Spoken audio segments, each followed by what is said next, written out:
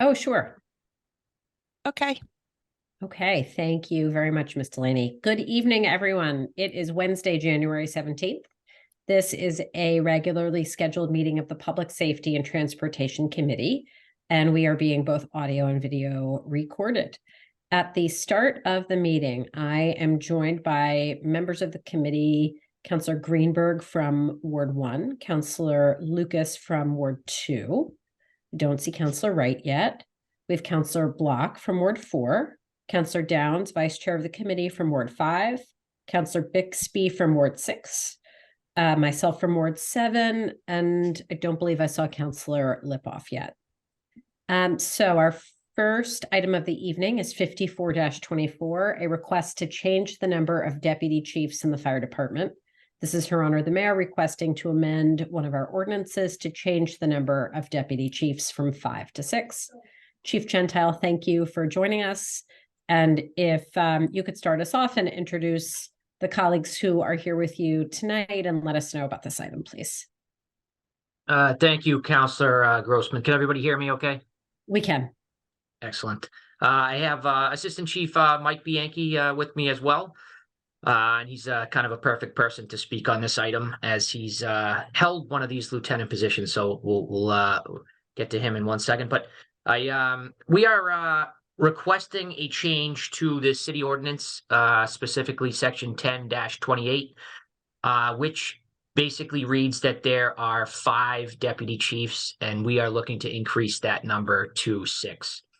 What we have found and why we think this would be greatly beneficial to the department is we have some lieutenant positions that are really filling over the years, have really filled a managerial and larger administrative role, which we feel is more appropriate to be held by a higher ranking member of the department. The one that really stands out to me is they lead the hiring committee, which would be in charge of hiring new firefighters. Yeah, sure. Thank you, Chief. Like the Chief had said, being in this role, in one of these roles as a lieutenant, you are directly involved in everything that happens within the fire department. You're working very closely with the chief and the assistant chief.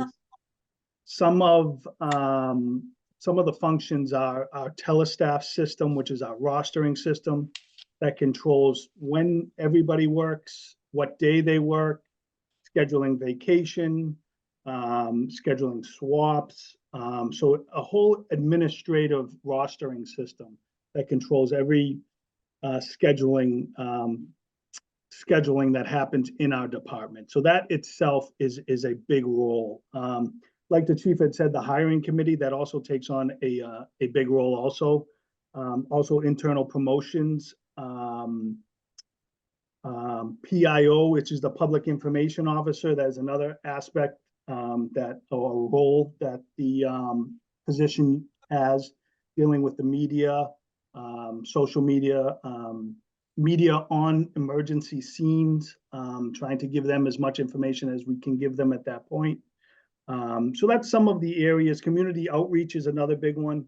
That is some of the areas that lieutenant role, lieutenant position role was. And I agree with the chief. It should be of a higher rank for sure. Thank you, Chief. So those are the two basic, reasons that we're looking to increase the number of deputy chiefs. Just to catch up, this isn't going to increase the number of full-time employees. We would be taking a lieutenant's position and making it a deputy chief's position. So same number of full-time employees. It would just be allowing us through the change in the city ordinance to change that number from 5 to 6. And I welcome any questions. Thank you. Hey, thank you both very much. We've also been joined by Councillors Wright and Lipoff. We have a hand from Councillor Downs, so I will start with you, and then we'll go on to others. I definitely have some questions myself. Go ahead, Councillor Downs. Yeah, thank you, Chair Grossman. So I heard you say something, Chief Bianchi, about scheduling swap. Can you explain what that is? Sometimes our members, will work in a different shift and another member will work in their shift. It's just exchanging the shifts for each other, in our roster system.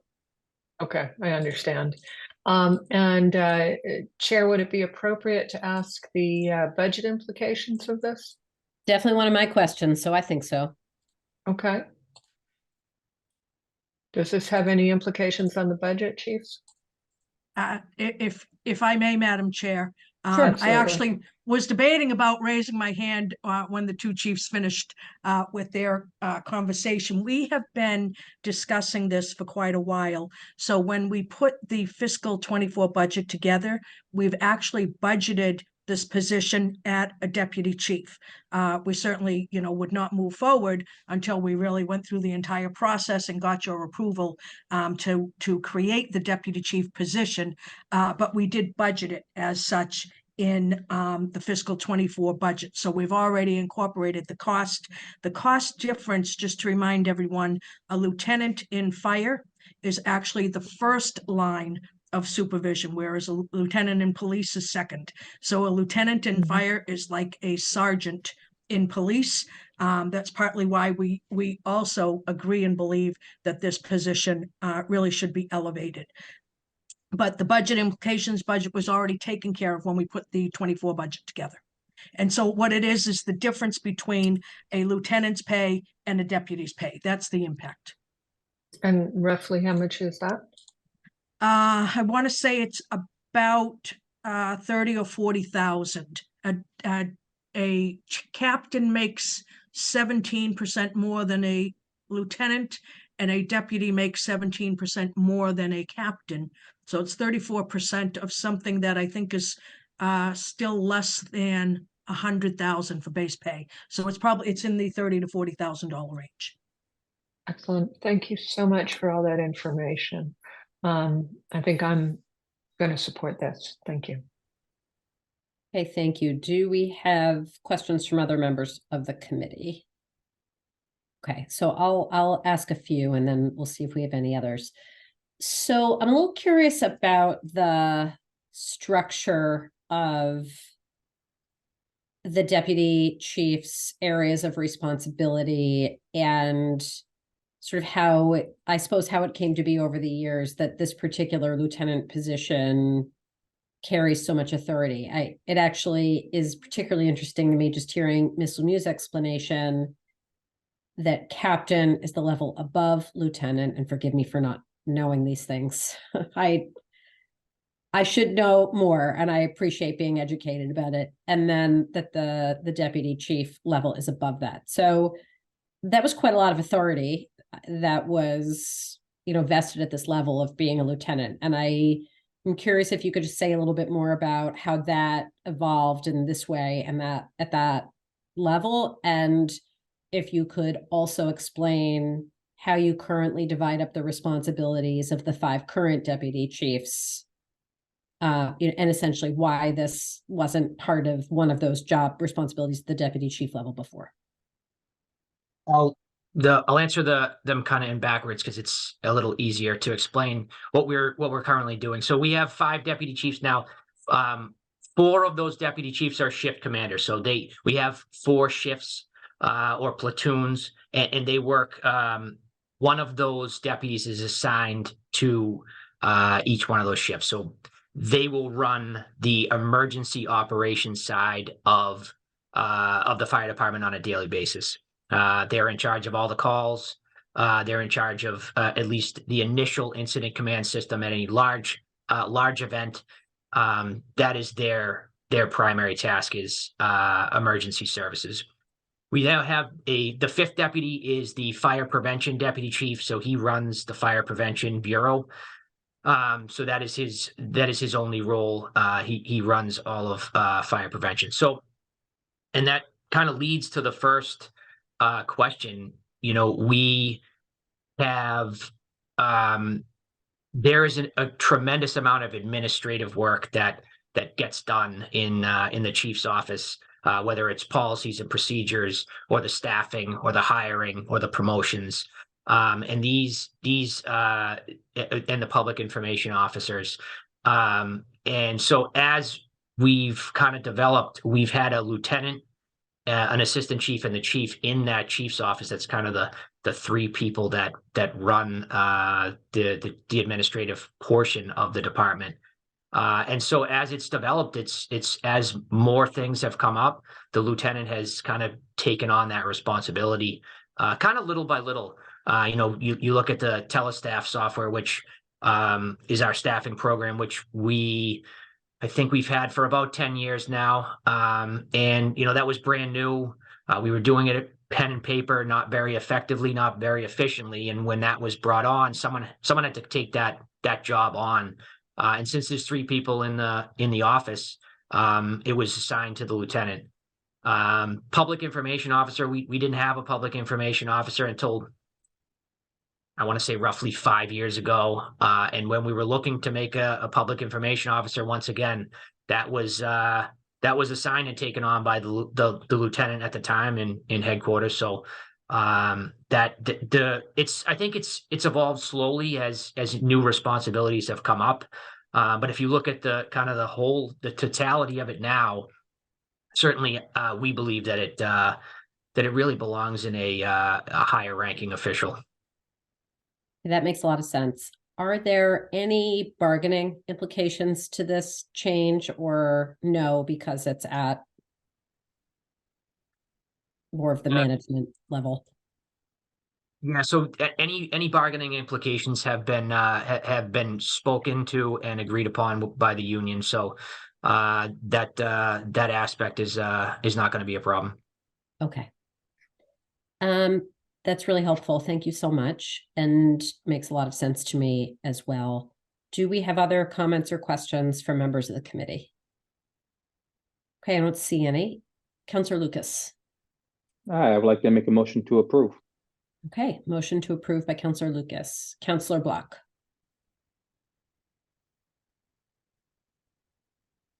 Sorry, I had to find the unmute button here. I did have a question. I think it was maybe Ms. Lemieux who explained the captain level between the lieutenant and deputy chief that's being proposed. So was there a consideration that this should be a captain position instead? What sort of conversations did you have about that? So absolutely. I mean, when we started off, we even that was really the direction that we were headed. For me, and it's what I keep going back to, that hiring committee's taken on kind of another level. We have kind of made it a commitment really to expand the diversion and public education and community outreach can really make a difference. So we felt in the end that it made the most sense to have that be the highest ranking member underneath the assistant chief, and that would be the deputy chief position. Councillor Block, any further questions or? Okay. We have a motion by Councillor Lucas to approve this item. Do we have any further discussion before we take a vote?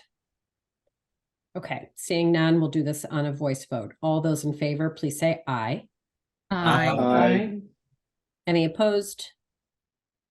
Any abstentions? Ms. Lemieux, did you want to say something further? Okay. Well, thank you, Chief Gentile. Thank you, Assistant Chief Bianchi. Thank you again for sticking with us through that really challenging experience. And we will be seeing you both very soon. Look forward to working with you this term. Thank you all. Thank you. Thank you very much. Ms. Lemieux? Madam Chair, yes, thank you, if I may, Sure. because I will be leaving now also.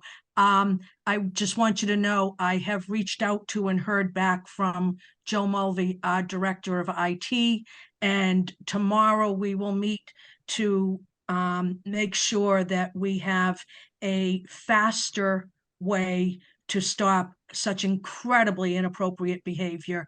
And we will make sure that we're really being inclusive of all of your committees. As you said, we haven't had a problem for a few years now. We did certainly in the beginning when we went to Zoom, and we need to technologically find a way where we can eliminate people like that much faster than Ms. Delaney was able to do tonight. So we will certainly start working on that tomorrow. Okay, thank you. Okay, Really thank you all appreciate it. and good night. Thank Okay. you. Good night. You know, it's interesting. You can't know who's who, but when you do this long enough and you know the players and the people that are interested in what we're doing, I looked at those names and said, I've never seen these people before. It was, I don't know if anybody else was thinking that as well, but go on. Sorry. Here I was thinking that they were really interested in our work plan and our priorities for public safety and transportation in the city of Newton for the coming term, but Oh, all right, well, that said, let's move on to our next item, 53-24, which is a discussion concerning our work plan and our priorities. So I didn't put a memo together. I just put this item out there to open up discussion. And particularly since we only had one item on our agenda for tonight, I thought it would be a nice opportunity to hear from you all about what your passions and priorities are when it comes to the subject matter before this committee. No pressure. I just wanted to open up the discussion tonight and spend a little time allowing folks to share.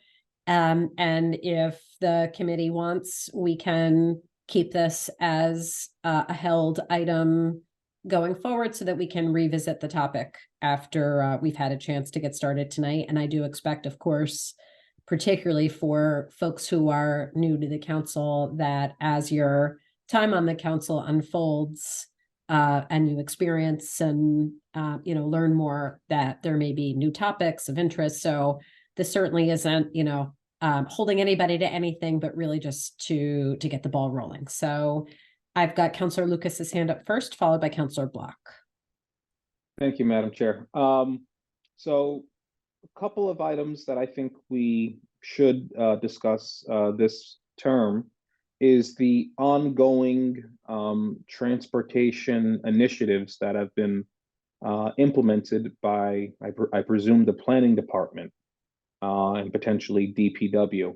The two that come to mind are what's going on right now in PF, the Washington Street pilot. I strongly believe that particular item should be heard in this committee, not just PF, but assuming that the Washington Street pilot is approved and constructed, I would like to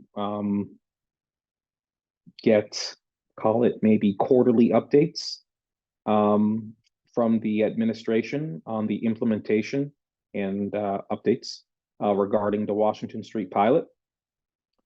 And the other particular initiative that the administration has undertaken is the ComAv carriageway, call it bicycle project. The city spent a considerable amount of money last term on creating new infrastructure along the carriageway on ComAv. And it'd be nice to get updates on that particular project, how successful it is, ridership, any incidents, ways that we can help improve it. I'll just leave it at that for now, but those are the two things that come to my mind. Thank you. Thank you, Councillor Block, followed by Councillor Greenberg. Thank you, Chair Grossman. I'm interested in data. That's always where I start. A good or bad habit, I'm not sure, but information, for example, around number of police calls, number of fire calls, perhaps broken down in some way, at least geographically by precinct, perhaps, would be interesting just to have ready access to. Traffic accidents, I'm sure that information is somewhere, but I have no idea where to find it myself. Maybe it's out there and we just need standardized links for us, for the public. Any level of service data on highly used intersections. I know that is developed when there are major traffic studies that have to be done. What I don't know is what happens if we don't have major traffic studies that cover major intersections. Do we have any data on the level of service at peak time? So those sorts of things are on my mind. Thank you very much. And I'm a fan of data as well. I think you're previewing some really important topics that I know Councillor Downs has been thinking about, particularly around crashes. And we at Councillor Downs, you can sort of remind us all. I know that it's the more appropriate term talking about crashes rather than accidents. And we've had that discussion in the committee before. So maybe when you speak, you can speak to that for a second. I will say that this last term, the police chief in particular really did a great job starting to collect and present data. I think breaking it down the way that you were just referring in terms of the geographic zones of the cities is a little different than what we've been doing. We've really looked at it as a whole, and we haven't done it quite as much on the fire department level. So those are interesting points that I think we should definitely continue to talk about. Councillor Greenberg and then Councillor Wright. Oh, thank you, Chair. So this is my first time on public safety, so I'm looking forward to delving into the details of the operations of the police and the fire department and transportation. But I'd like to start off with what constituents are requesting from me. Recently, I had 2 residents who tripped on sidewalks that were uneven and were badly hurt. So I'd like to have a discussion about that, how we can better protect residents on sidewalks. I don't know how the city handles that. So I think that's important. And then I'd also like to talk about the fire hydrants. I had some questions from residents wondering about the upkeep and age of fire hydrants and if they're all operational, how often they're checked, and you know, how adequate they are for the city. So that's my starting point. Thank you. Okay, thank you. Councillor Wright. Thank you, Chair Grossman. So this is my first time on this committee, and I was surprised that the Washington Street road diet was not in this committee. Why was it in the other committee? It's a Public decision made by facilities. the president and presumably in consultation with the clerk. But I frankly was surprised it wasn't referred to us as well. Yeah, transportation and safety, 2 things, which is in our names. I'm actually on the working group, so I do get an inside look at that. And then kind of following up with that, do you have an update? I know Josh Osteroff is leaving. He was heading up that program. I didn't know when he's leaving and who's replacing him. So I don't know what's going to happen with that. I don't have an update. As Vice Chair Downs knows, we are invited to have periodic meetings with the mayor to catch up and discuss some of these things. And the first one is scheduled for the end of this month. And that's definitely something that is on my list to understand further. Okay. But we could also have a docket item and discuss it as a committee too. So just one thing to bear in mind for everyone is for any of these things, please feel free to put together docket items, of course. And if anyone wants, to work together on language, in particular, if we think about the data conversation, for example, being able to put something like that together with ideally the participation of the, department head or chief, and the examples we were talking about is always the ideal way to go about it, but it doesn't always work that way. But I'm always happy, as I'm sure other colleagues on this committee are, to collaborate with anybody to, craft something. But I'm sorry, Councilor Wright, I didn't mean to. Oh, no, that's fine. Some of the, and again, I'm new in this, so I'm not exactly on this committee where we can get into some of this. The MBTA, I think we need to have updates every so often on the train stations. And also, they just kind of unilaterally discontinue express buses. I think Auburndale doesn't have any anymore. And I don't know, I get a lot of emails and people are very angry about it. Is there anything we can do about that? I mean, the express bus from West Newton, I think they dropped it in half, and they call it an express bus, but you got to go to Newton Corner and get on a different bus to get to downtown. I mean, that's not an express bus in my mind. And then traffic calming, what can we do, cannot do?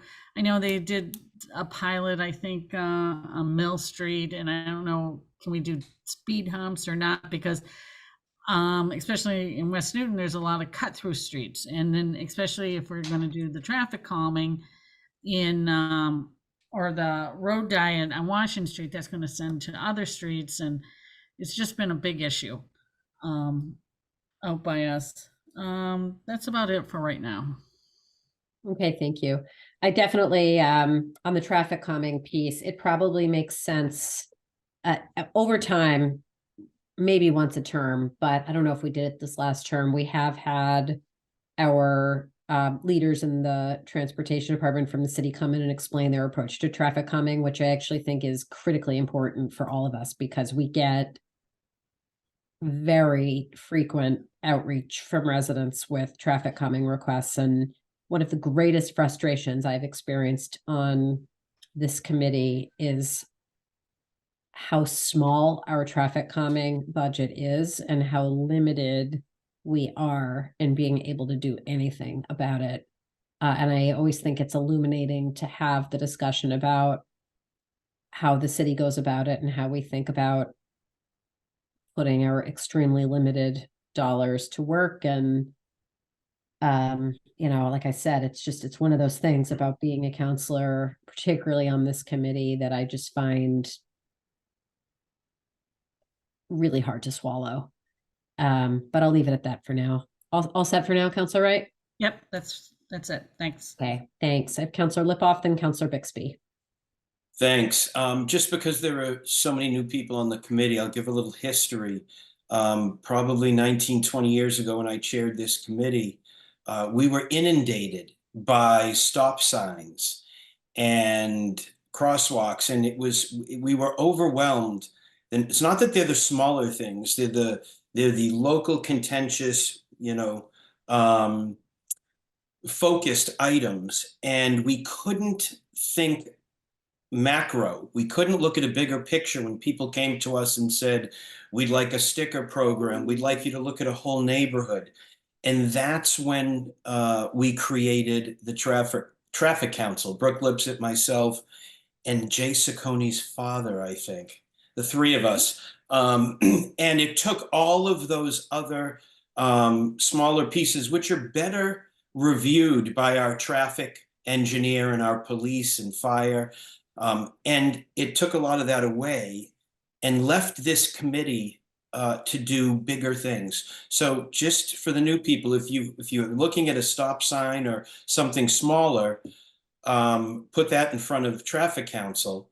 And it allows us to think a little bigger. So if you're thinking of something that's citywide, that's neighborhood, that is all encompassing for the police or fire, that's the stuff that we can dig into in this committee, that I'm looking forward. I mean, we've done it before with Councilor Downs, but to continue to look at this, the bigger situations where we can make an impact. Just some thoughts. Thanks.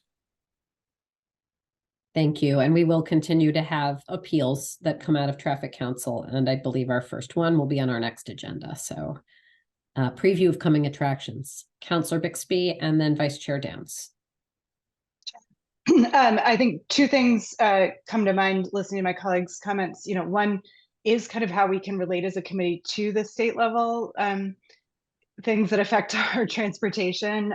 Both the MBTA, as Councilor Wright brought up, and probably needing a fair amount of advocacy and just awareness from us on this level, and accountability. And also, well, in particular in my ward, we have an issue with a MassDOT project that needs some similar kind of accountability and attention. And so how do we as a committee, and this is partly a question and partly a topic, deal with the state pieces of our work? And on a separate topic, looking, I have a particular interest in looking at the areas around schools and the intersection of the safety and transportation there.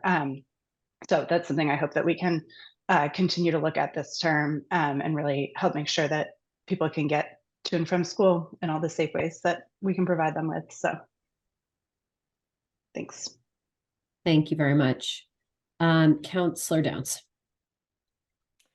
Thank you. It's really interesting to listen to my colleagues first, which is why I waited. I did think about this a little bit before our meeting tonight. The three areas: police, transportation, fire. I think the biggest thing that we have control over as a committee and as a council is the transportation piece. And I fully agree with my colleagues who think that Washington Street pilot project should be something that public safety has input into. Historically, though, road changes and changes in lanes have had to go before public facilities. The big overarching piece in transportation that we need to keep in focus, that I really want to see adopted and implemented, is the bicycle pedestrian access plan. This will allow people to get around town in other ways than in a car, but will also help with driving by making it possible to cross streets safely, to access continuous curb cuts, and to have a connected network of bike lanes so that kids and our seniors can walk and bike safely where they want to go. People do not have to be in a car to do that. To make that, as we have with other plans, to implement that incrementally over time makes it more possible, and having the full vision means that as we're doing improvements on the street anyway, we can then ensure that the pieces of the plan that we've already talked about get implemented at that time when it's a little less expensive to do so. So that was my big piece on the transportation part of this. With police, we've been struggling with data and transparency. My colleagues may not know, but the website was kind of a disaster. And when the last webmaster at the police department left, we were left with a huge gap that not only in the public-facing website, but also internally in the police department. And we've been slowly trying to build back their information systems. Some of their computers hadn't been updated since the late 90s. So in some of their computers dated back to WordStar, I think, that was like really old and obviously not serving our department well. Both fire and police have staffing challenges. I suggest we want to continue to have data dumps from the police chief and the fire chief, as we have, fairly regular. I tried to do quarterly with police, and at least once a year, twice a year with fire, so it's not just at budget time. Fire have a history also of having some human resources personnel, acceptance of others type of issues that I want us to keep, as delicate, as it has to be done delicately, but it's our job to continue to hold them accountable for that. I have faith in our leadership, but it's a question we need to ask. So I agree with everyone who's asking for data and for regular updates on how various interventions are working. Again, I'm not sure our departments are quite up to giving us ridership counts. That's a really interesting problem that the Transportation Advisory Group has been trying to address. Our accountability at the state level, Councilor Chair Grossman, is usually done through David Kozis, who attends all of the state level meetings and who could give us an update on the Better Bus project, to give us an idea of the planned changes at the MBTA. And then we as counselors can weigh in as a council, but very often that is done at the mayoral level. And then as far as the traffic calming budget, amen, right? It's $350,000. And it's part of the roads construction budget now, which is $9.5 million. It used to be a separate line item. I suspect we've just witnessed a proposed cut, and we might want to think about that in the context of our priorities as a city, given how many calls we get about the state of the roads and for traffic calming.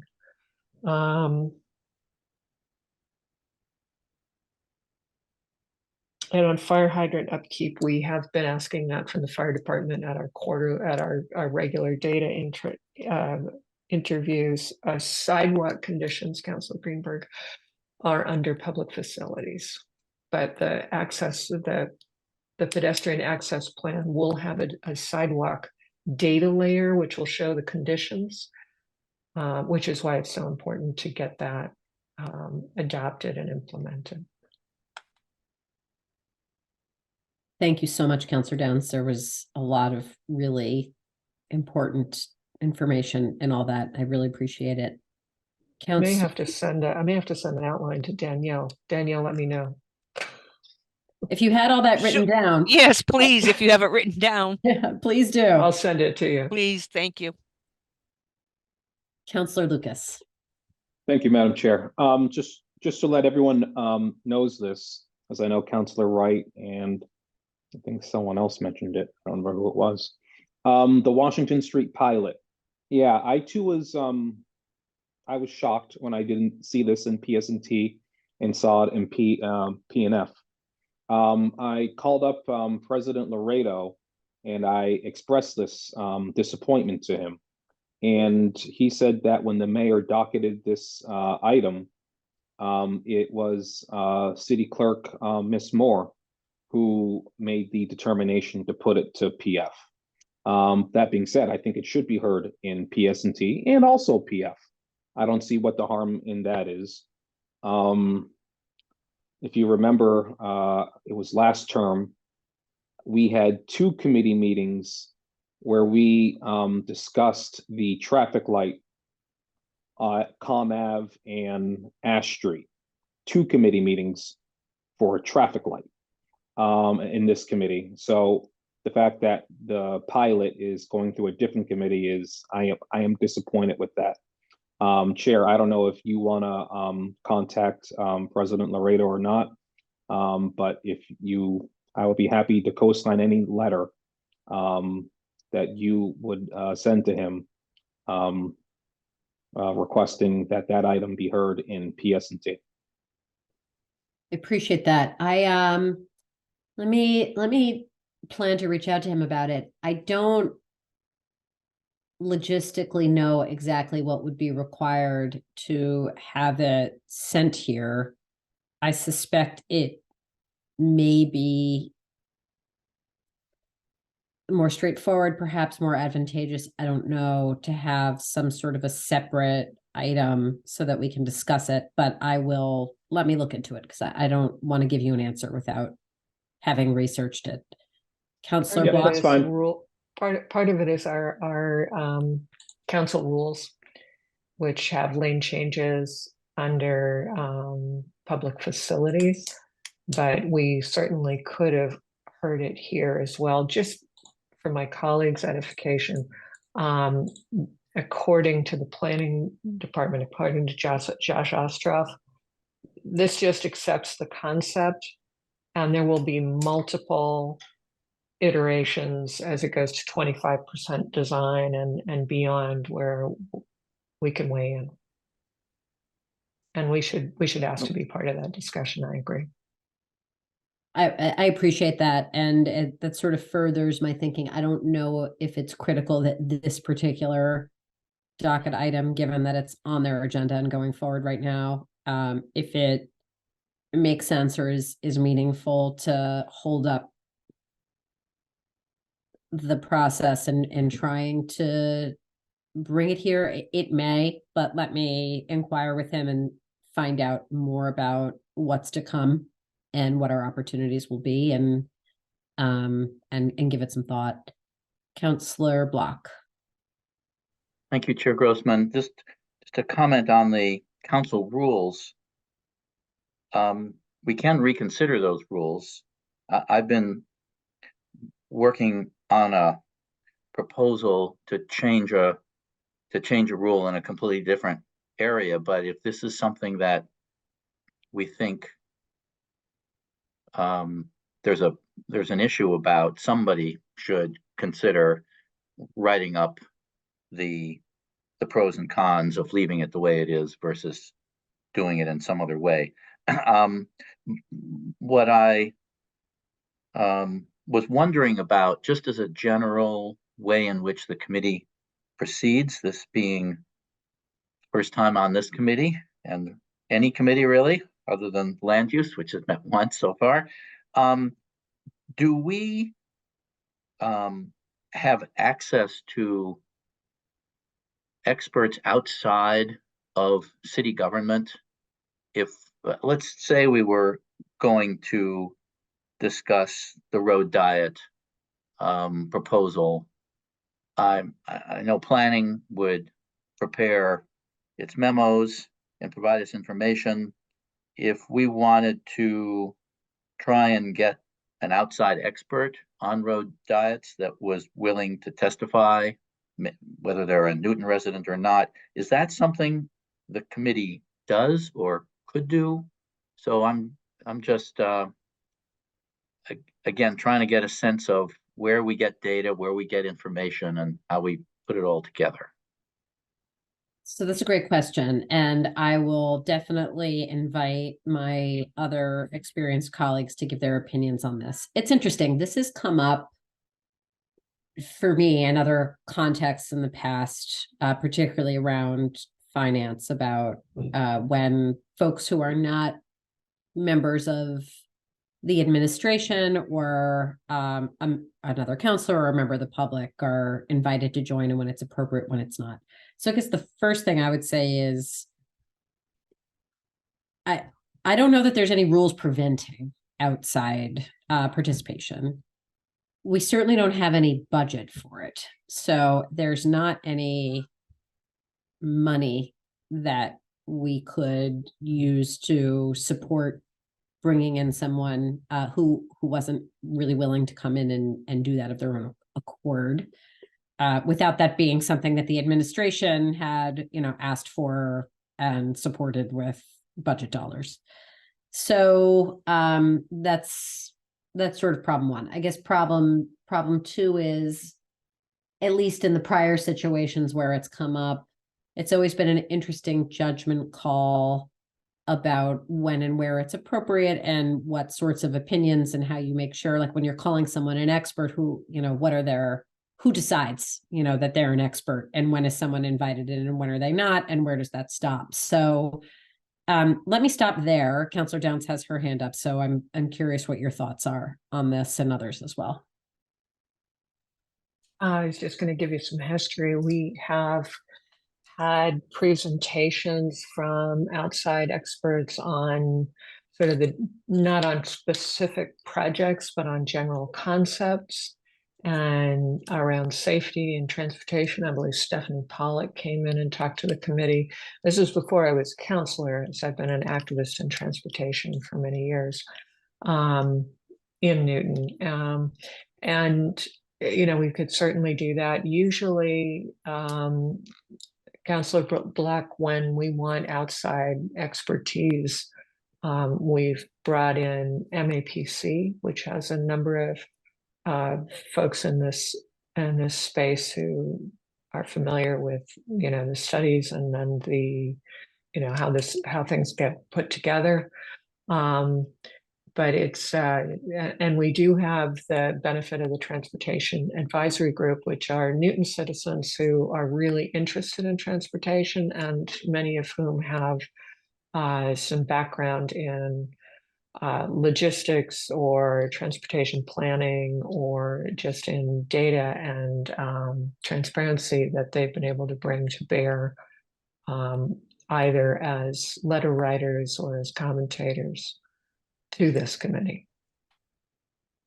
Thank you. And I would also add, there have certainly been examples, I can think of a few times that Councillor Albright has done it, where councillors have reached out individually to an expert at times, to other communities, to folks who have a particular expertise or track record in another area of government and have reported back their findings, which I think tends to be a common avenue of how some of this information can be presented.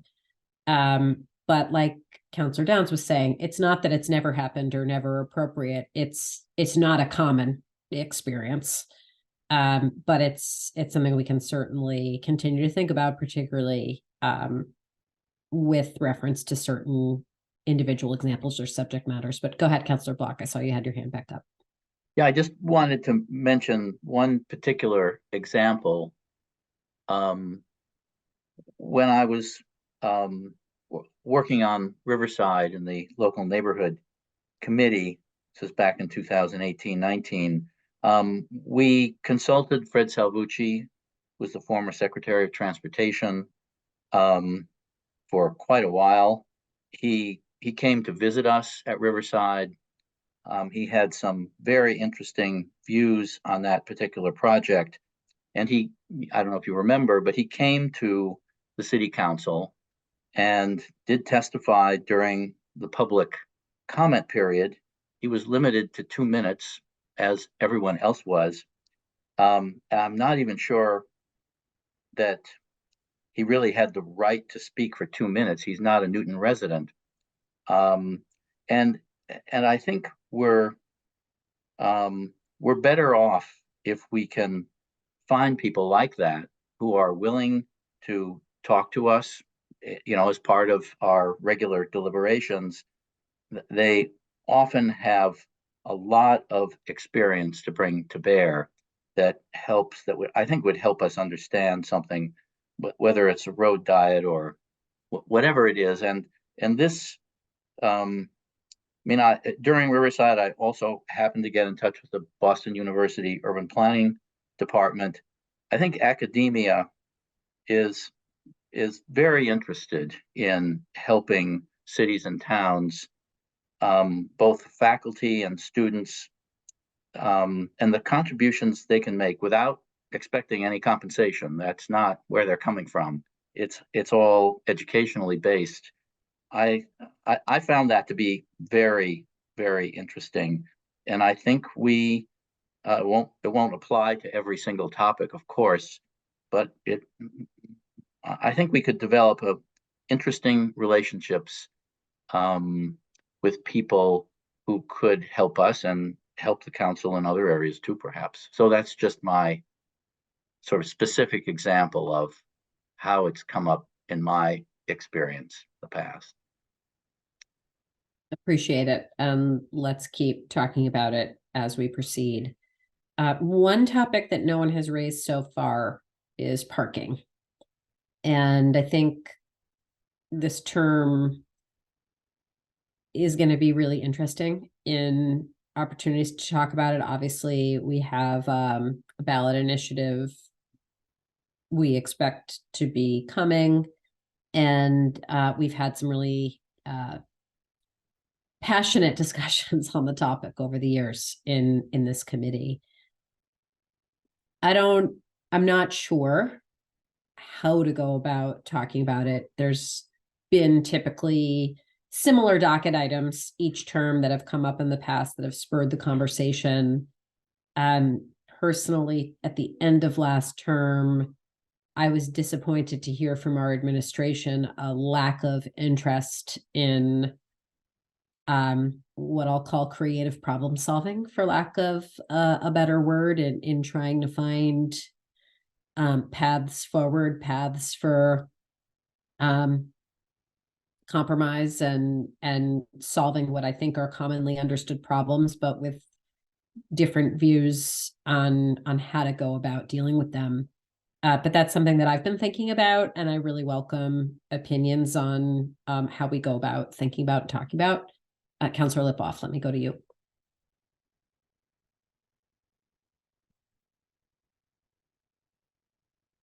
We can't, you need to unmute. Sorry about that. That's okay. I just had to, my computer was ready to die, had to plug it in and had to move. I think there are opportunities for us to go village by village. We have listened but not followed through with certain parking issues. A lot of the business owners are just beside themselves in getting tickets and feeding meters and moving cars. And for Newton Center, I don't know why the Ward 6 councilors haven't tackled this, but I'm happy to work with Martha Bixby on this. I've got a lot of people that say it's time for us to look at some kind of sticker program for the businesses.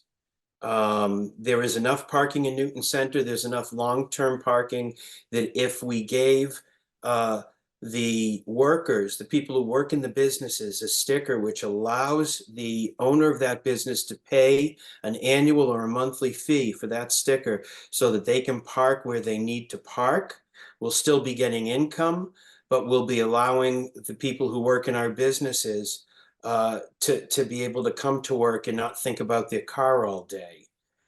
That's a problem we have in Newton Highlands. Every time we bring it up, the councilors from the area say they're going to do something. I'm not throwing my